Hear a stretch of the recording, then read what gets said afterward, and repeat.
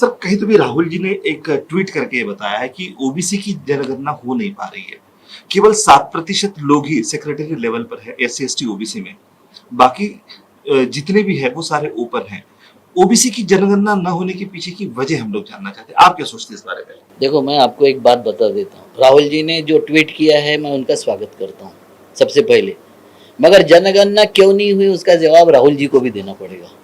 क्योंकि 2009 में पार्लियामेंट में रेजोल्यूशन लिया था, राज्यसभा में पास हुआ, लोकसभा में पास हुआ, राष्ट्रपति की सिग्नेचर हो गई, सबने अप्रूव कर लिया कि जनगणना होनी चाहिए। उसके बाद में मागो वैद्य और आरएसएस का एक व्यक्ति उसके अगेंस्ट में कैंपेन के, इससे समाज टूट जाएगा। कैसे समाज टूटता है? एससी की जनगणना होती है, एसटी की जनगणना होती, समाज नहीं टूटता। मुस्लिमों की जनगणना होती, समाज नहीं टूटता। ओबीसी की जनगणना से समाज टूट जाएगा, और ये बात हमने मान ली। इसमें राहुल जी की भी पार्टी दोषी है ना। उसमें उस वक्त क्या किया था भाई? जिस देश में पेड़ पौधों की, कुत्ते की और शेरों की जनगणना होती है, उनसे गया गुजरा है क्या ओबीसी कि जिसकी जनगणना होने से देश टूट जाएगा? सवाल ये है कि सुप्रीम कोर्ट ने भी ये बात बोला था। जब सुप्रीम कोर्ट पे ये रिजर्वेशन बढ़ाने की बात हुई थी, तो अभी जो बताते हैं पॉलिटिकल लोग बताते हैं कि सुप्रीम कोर्ट ने स्लैब दे दिया 50% का। गलत बोलते हैं ये। सुप्रीम कोर्ट ने कोई स्लैब नहीं दिया। वो बोला कि आपको जितना बढ़ाना है बढ़ाइए, उसका आधार बताइए। आपने जनगणना की नहीं, कौन सा समाज कितना है, उसकी अवस्था क्या है, आर्थिक अवस्था क्या है, शैक्षणिक अवस्था क्या है, सामाजिक अवस्था क्या है, इसकी आपने जनगणना की नहीं।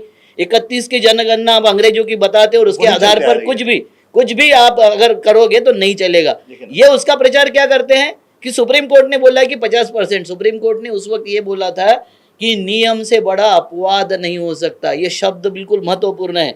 नियम क्या है? आरक्षण ये नियम होना चाहिए या ओपन नियम होना चाहिए? तो हमारे देश में सबसे ज्यादा जो गरीब और पिछड़ा और ये सब लोग हैं, ये ज्यादा संख्या में थे, तो रिजर्वेशन नियम होना चाहिए था। हमने ओपन रखने का नियम कैसे बना दिया? तो जो नियम बना है उसको बदलने का अधिकार पार्लियामेंट को है। सुप्रीम कोर्ट ने यही बोला था कि आप उसमें जनगणना करवाइए, उसके अनुसार आपको जितना रिजर्वेशन देना है, हमें कोई मनाही नहीं है। मगर ये उसको बेचते हैं सब के सब पॉलिटिकल पार्टियां, और बोलते हैं कि सुप्रीम कोर्ट ने स्लैब लगाई। ये झूठ बोलते हैं सब, सारी पार्टियां झूठ बोलती है। अच्छा, तो 1931 के बाद वैसे भी जनगणना हुई नहीं है, और आज ओबीसी की नहीं हुई, बाकी की सबकी तो हुई, स्पेशली ओबीसी की नहीं हुई। और आज पिछले वक्त जो जनगणना हुई थी उसके आंकड़े भी सामने नहीं आ रहे हैं। तो क्या वजह है कि आंकड़े सामने ना आने की? वो जनगणना ऑथेंटिकेट नहीं है, क्योंकि जनगणना में जितना स्टाफ लगता है, जिस तरीके से फिगर लिए जाते हैं, होम टू होम उसका किया जाता है, उस तरीके से हुआ नहीं।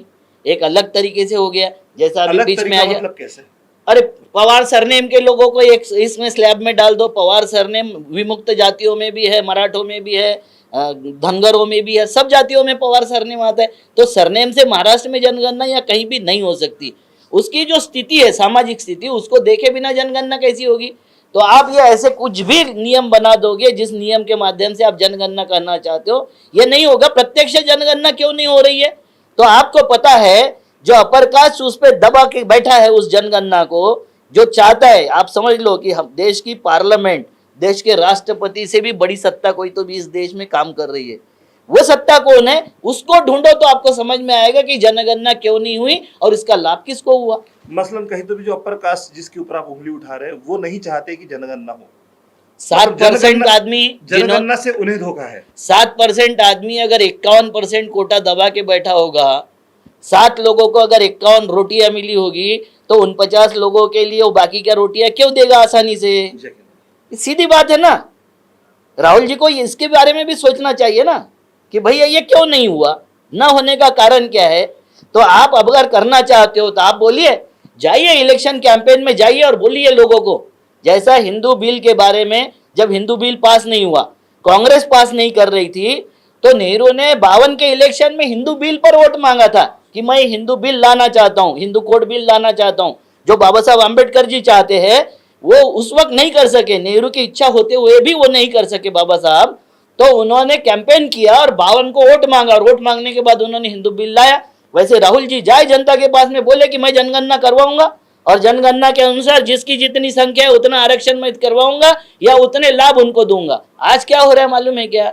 ओबीसी भी नहीं समझ रहा है कि जनगणना क्यों चाहिए। उनको लगता है ये रिजर्वेशन के लिए चाहिए। नहीं भाई, आपका अलॉटमेंट है, आपके स्कॉलरशिप का अलॉटमेंट, आपके घरों का अलॉटमेंट, आपके रास्तों का अलॉटमेंट, आपके किताबों का अलॉटमेंट, आपके ड्रेस का अलॉटमेंट, आपके स्कूलों का अलॉटमेंट, हर अलॉटमेंट आपके घर से लेके नौकरी से लेके उद्योग धंधे तक हर एक के लिए आपको चाहिए, क्योंकि बजट में प्रोविजन वैसा होता है जैसी तुम्हारी संख्या होती है। देखिए ना, तो जैसा अभी आपने थोड़ी देर पहले कहा कि राहुल जी मतलब एक सत्ता है जिसे हम लोग ओपन कैटेगरी कहते हैं कि वो नहीं चाहती है, वो दबाती है। मान लीजिए अगर राहुल जी ने इस विषय को लेकर इस वक्त वोट भी मांगे तो ये जो सत्ता है क्या उन्हें वो ओबीसी की जनगणना करने देगी?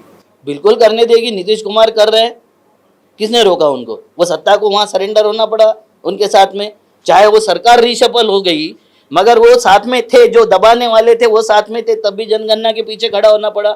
इस देश में ओबीसी बहुत बड़ी ताकत है, 50% से ज्यादा इनके पास, इनको बरगलाया जा सकता है, मगर सच बात अगर उनको पसंद हो जाए, पता हो जाए सच बात ओबीसी को, तो वो नकेल डाल देते किसी में भी। यकीनन। तो ये लोगों तक पहुंचेगा कैसा, ये संदेश लोगों तक पहुंचेगा कैसा? आपके माध्यम से, जैसा आपका ओपन मीडिया है, सोशल मीडिया, उसके माध्यम से पहुंचेगा।